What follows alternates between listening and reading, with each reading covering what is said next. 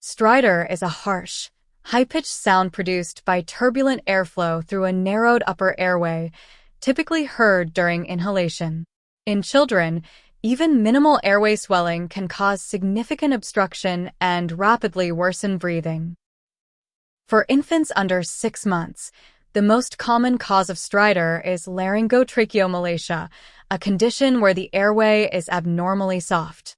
Other possibilities include vocal cord paralysis, subglottic stenosis, airway hemangioma, and vascular ring or sling. In children over 6 months, croup, viral laryngotracheobronchitis, is the most frequent cause of stridor. Other potential causes include epiglottitis, bacterial tracheitis, foreign body aspiration, and retropharyngeal abscess.